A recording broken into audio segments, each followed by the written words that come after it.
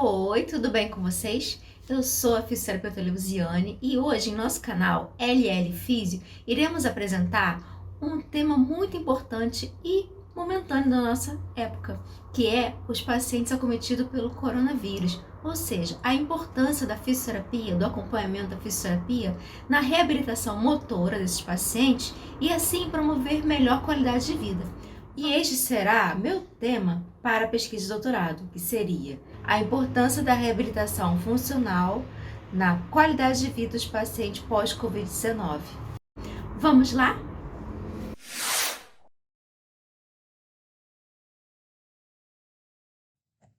Oi, tudo bem?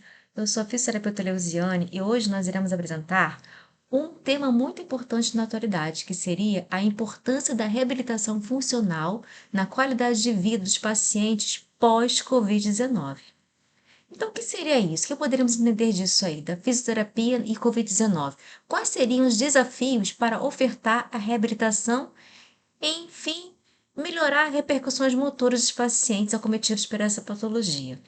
Seria o seguinte: a Covid-19 ela se espalhou pelo mundo, tornando-se uma emergência global de saúde pública, causando o quê? Muitos prejuízos funcionais confinantes nos pacientes que saíram daquela crise, daquele período daquele período que ficaram muito tempo internados ou com sintomatologia muito confinante, muito debilitantes, né?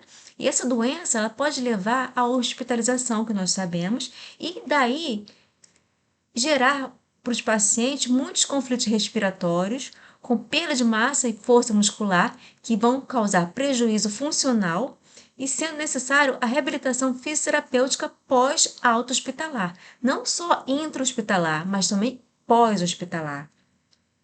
Então vamos pensar um pouco. Nos últimos 2 anos, essa patologia ela entrou no vocabulário de todas as pessoas do mundo. E alguns contraíram o vírus, outros lutaram para contê-lo. Mas todos, pelo menos em algum momento, tiveram suas rotinas afetadas. Apesar desses efeitos negativos, né, que ocasionou muito o quê? Muitas pesquisas. E foi propício isso para o avanço de pesquisas, como na área de saúde. E esses avanços não se resumem apenas aos estudos sobre o vírus, medidas preventivas e vacinas. Eles vão muito além disso. Se estendem também nas consequências e sequelas deixadas pela Covid-19. E esse isolamento causado pela Covid-19 causou um impacto muito negativo na rotina das atividades físicas de todos, de famílias, de crianças, idosos, adultos. E a média da porcentagem de tempo que as crianças passaram realizando diferentes atividades em casa aumentou muito, ou seja, aumentou muito esse tempo sedentário durante esse distanciamento social. E isso causou o quê? Essa porcentagem de horas sedentárias em casa, que as horas que tinha de atividade diminuíram, ocasionando maior porcentagem de sedentarismo, principalmente nas crianças de 10 a 12 anos. Por quê? Não tinham mais aquele atividades intelectuais na escola, não tinham mais aquelas brincadeiras com as outras crianças, né? Então, isso causa um grande prejuízo funcional também para essa população de crianças do grupo etário de 0 a 12 anos.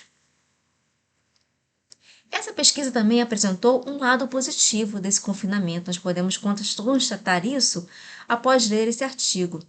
E isso foi percebido que o aumento das atividades familiares e oportunidades para melhorar essa interação entre pais e filhos aumentou. E melhorou as habilidades e a autossuficiência das crianças, né? Tendo maior convivência familiar, como foi mostrado na figura anterior. Aqui demonstrando uma criança, né, que ficou mais tempo em casa, aquelas que tinham possibilidade de utilizar o computador, o tablet, né? Posteriormente, vamos mostrar uma figura mostrando que as mudanças no tempo, que as crianças passaram mais tempo realizando atividades em diferentes atividades em casa durante esse distanciamento social, foi comparado também com o horário da escola. Ou seja, a porcentagem de crianças que teve essas mudanças de hábitos familiares foi muito maior naquelas que tinham atividade física, mais atividades físicas. Ou seja, diminuiu a porcentagem de atividades físicas, mas aumentou atividades familiares. Por quê? Ficou mais em casa, né? Então teve mais aquele contato familiar. E isso foi muito importante para mudanças de hábitos familiares, né? Para as crianças também. Enfim, o coronavírus, ele é causador de uma doença sistêmica da Covid-19, como todos nós sabemos, e teve seu epicentro original na cidade de Wuhan, na China, como foi dito anteriormente por muitos meios de comunicação. E, em vista da nossa pesquisa, nós podemos constatar que a melhora da qualidade de vida através dos exercícios físicos, do acompanhamento da fisioterapia, vem sendo evidenciado muito importante, muito além antes da pandemia, antes do boom da pandemia. E principalmente agora, pós-pandemia, na reabilitação daqueles pacientes, né? E por quê? É necessário haver maior adaptação desses pacientes, maior adaptação dos exercícios apropriados para a sua população pós-Covid, pós-isolamento social, para facilitar a manutenção do condicionamento físico. Então, o problema central desse estudo que nós estamos apresentando hoje no canal consiste na avaliação e no tratamento específico da fisioterapia motora nesses pacientes pós-Covid-19 e, enfim, poder proporcionar a autonomia funcional e melhorar sua qualidade de vida. Qual será o objetivo dessa nossa pesquisa? Vai ser de analisar as disfunções motoras nesses pacientes pós-Covid, as disfunções que causam maior incapacidade funcional. Daí, poder realizar uma revisão sistemática sobre a reabilitação desses pacientes pós-Covid-19 e, enfim, apresentar a reabilitação fisioterapêutica para esses pacientes de acordo com as principais sequelas apresentadas por eles nas secundários à doença, a Covid-19. As palavras-chave que nós fizemos as pesquisas foi qualidade de vida, pós-coronavírus, reabilitação motora, fisioterapia e funcionabilidade. Então, na nossa pesquisa, as disfunções motoras mais importantes constatadas pela pesquisa foi a redução de 32% na força de preensão palmar, a fadiga, 25,6% a 50%, a artralgia, que são as dificuldades naquela movimentação articular, que pode ser ocorrendo isso por dor, né? Falta de mobilidade, fica muito tempo acamada e causa artralgia, ou seja, aquela dificuldade de manutenção da capacidade articular, que foi em 31% dos casos. A dor nas costas, o paciente fica muito acamado, fica numa postura por longos períodos, que foi de 10,3%, e a fraqueza muscular, que também foi de 25% a 50%. Então, considerando a gravidade das disfunções observadas nesses pacientes, a reabilitação demonstrou ser um componente chave na recuperação dos pacientes pós-Covid, pois irá melhorar sua função física, cognitiva e reduzir o risco da incapacidade e morbidade. Então, como a fisioterapia vai atuar na reabilitação dos pacientes? Em primeiro lugar, será realizar a avaliação funcional do paciente, onde será obter as informações, vamos colher as informações dessa história clínica, da anamnese, as deficiências que nós podemos constatar pelo exame físico, que tem maior prejuízo funcional. Podemos utilizar um questionário muito importante para a qualidade de vida, que é o EQ5D, que posteriormente eu posso demonstrar aqui no nosso canal, como é esse questionário, que é muito fácil de ser utilizado e pode ocorrer também as informações obtidas muito importantes para a reabilitação. E, posteriormente, podemos elaborar um programa de reabilitação funcional específica de acordo com a deficiência física contida nesse exame. Teremos que fazer uma periodização de uma planilha de exercícios individualizada. Ou seja, o paciente apresenta dificuldades na manutenção da postura correta. Então, iremos utilizar umas atividades específicas para manutenção da postura correta. Tem uma fraqueza no membro inferior nas pernas, então teremos que utilizar um programa de reabilitação com exercícios voltados para aquela readaptação da força muscular dos membros inferiores. Enfim, a condição clínica apresentada será considerada e o intervalo apropriado de atividades aeróbicas, de força, de mobilidade, de propriocepção, que é o equilíbrio, vai ter o intuito de promover o recondicionamento integral do paciente de acordo com a condição clínica que iremos adquirir as informações obtidas pela avaliação funcional do paciente. Daí, terceiro passo, seremos a reabilitação, que poderá ocorrer 2 vezes por semana com duração de 30 minutos. Por quê? Porque o paciente não pode chegar àquela sensação de cansaço, né? Temos que ter o recondicionamento muscular do paciente, o recondicionamento da capacidade dele aeróbica. Então, ele não pode chegar a uma fadiga, a um cansaço. Sendo muito importante, em quarto lugar, realizar um alongamento global. Como que seria realizar esse alongamento global? Pela cinesioterapia motora, respiratória e o relaxamento muscular, também muito importante. Quinto lugar, o que nós faremos? O programa de reabilitação, que englobará 2 ciclos com 6 sessões, sendo 2 avaliações cinético-funcionais, que iremos manter essas avaliações para manter o elo de ligação da nossa reabilitação com a capacidade funcional do paciente, que será muito importante. Agora, as sequelas. Como faremos a manutenção da qualidade de vida nesses pacientes pós-Covid? Estas sequelas afetam diretamente a qualidade de vida desses indivíduos, dificultando a execução e suas atividades de vida diária. Então, adquirindo a síndrome do desconforto respiratório agudo, será necessário uma ventilação mecânica nesses pacientes, que às vezes requer sedação nos pacientes de unidade de terapia intensiva. E isso vai causar um bloqueio neuromuscular muito perverso, né? E esses fatores vão influenciar também de uma forma negativa para a sobrevivência desses pacientes pós-Covid. E estimativas recentes da nossa pesquisa indicam que pelo menos 40% deles sofrem de déficits neurológicos graves a longo prazo, como fadiga e fraqueza após alta hospitalar. Ou seja, o trabalho da fisioterapia pós-Covid nesses pacientes que apresentam essa fraqueza, essa fadiga muscular pós-unidade de terapia intensiva terá que ser muito minucioso, de forma mais lenta, mais cuidadosa.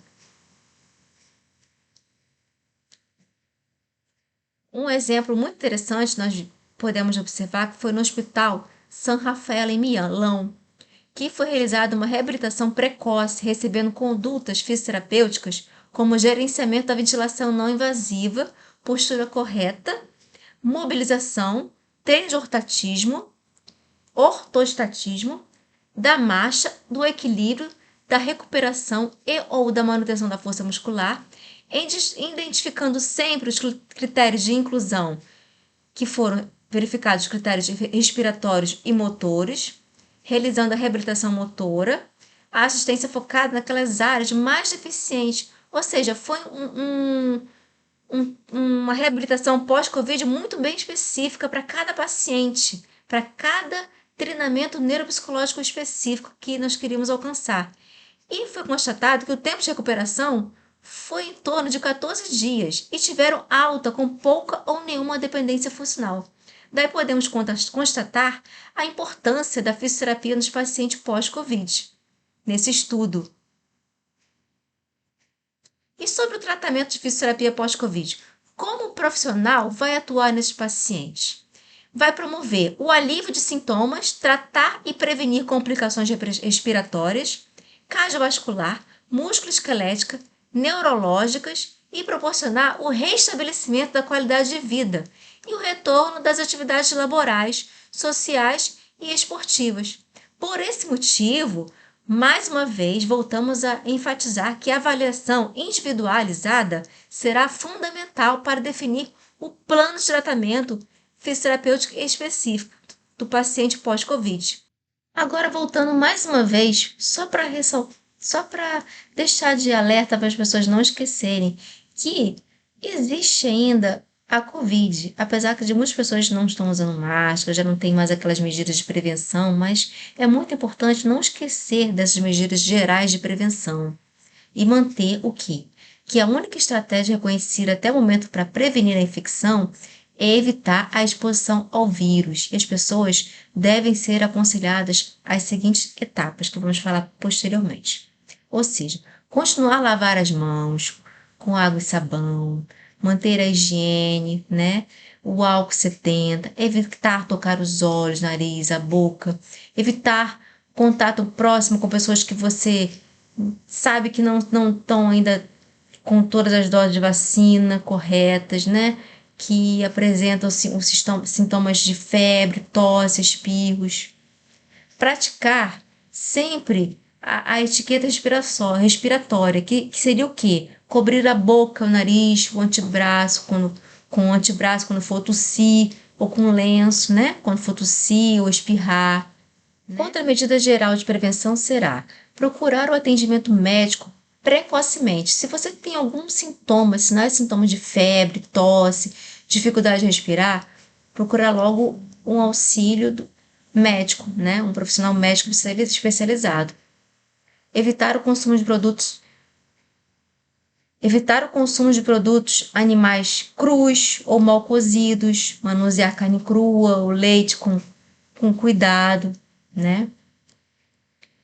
E o teste diagnóstico seria o teste recomendado para o diagnóstico laboratorial do Covid-19, continua sendo o PCR, né, que amplifica sequências de RNA do vírus, possibilitando sua identificação correta.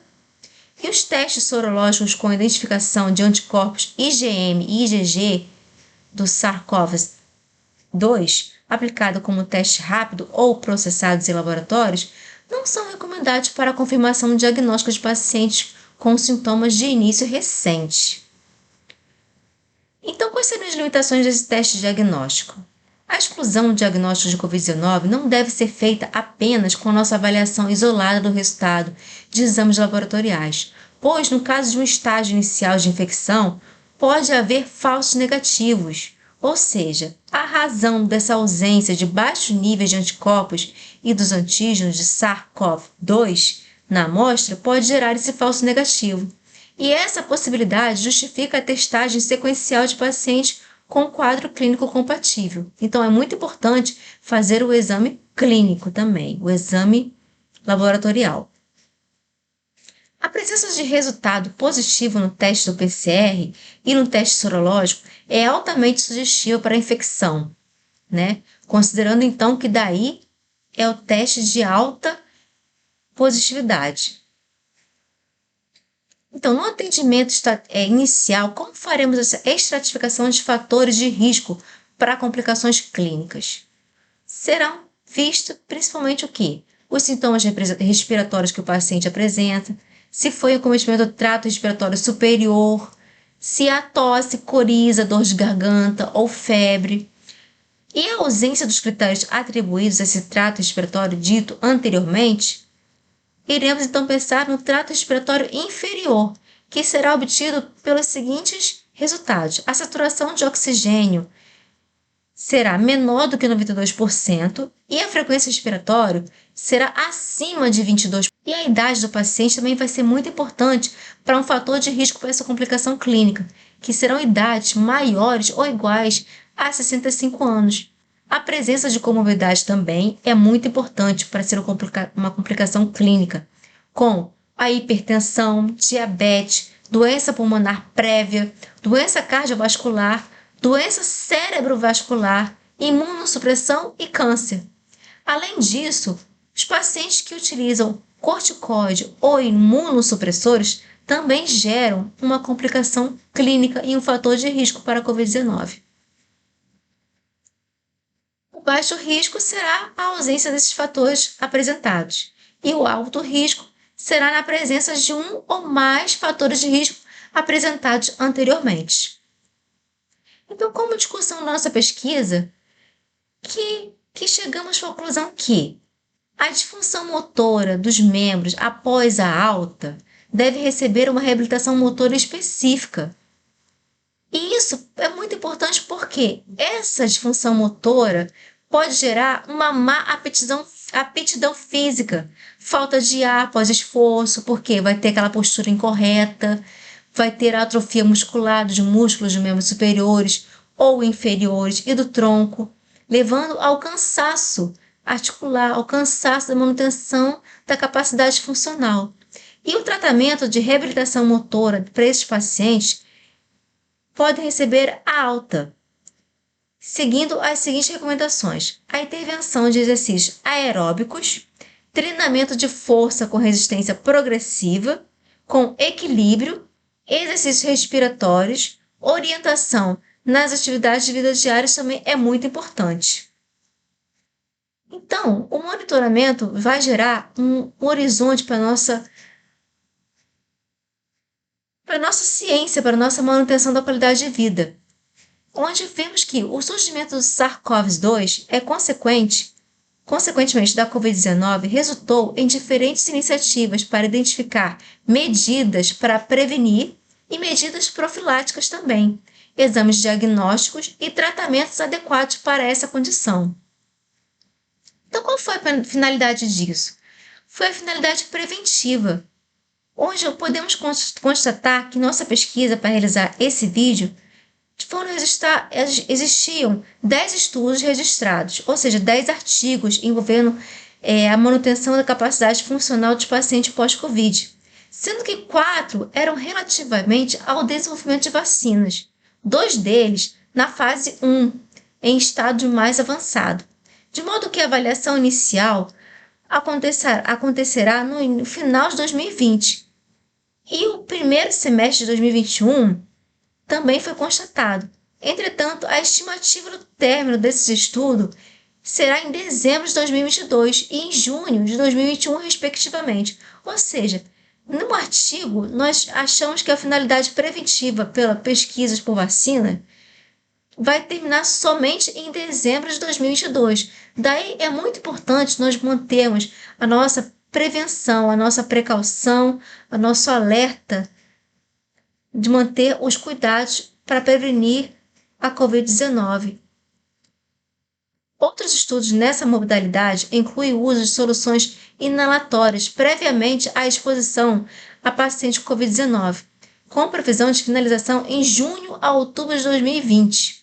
Esse estudo também apresentou muitas medidas preventivas, ou seja, desde o ano de 2020 já apresentam artigos que visam estudos para manter a população por medidas preventivas, para manter a conscientização da população nesses estudos, né, para monitoramento dessa patologia. Constatamos que nossa pesquisa será muito importante para a manutenção da qualidade de vida dos nossos pacientes que apresentam ou apresentaram a Covid-19, que estão em reabilitação funcional. Então, muito obrigada. Espero que o vídeo seja muito importante para vocês. Qualquer dúvida pode entrar em contato com o nosso canal. Obrigada. E aí, gostaram do vídeo de hoje do nosso canal LL Físio? Espero que sim. Se vocês tiverem alguma dúvida, algum comentário ou sugestão de novas pesquisas, de novas apresentações de vídeo, podem mandar pra gente uma mensagem no nosso canal que responderemos com o maior prazer. E não esqueçam que o mais importante em qualquer profissão, não só a fisioterapia, mas qualquer uma, é importante é o amor, é a dedicação exclusiva. Obrigada, até o próximo vídeo. Produção.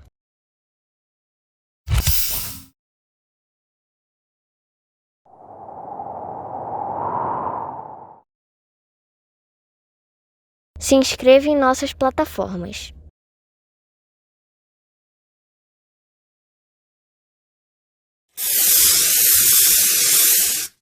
LL Físio.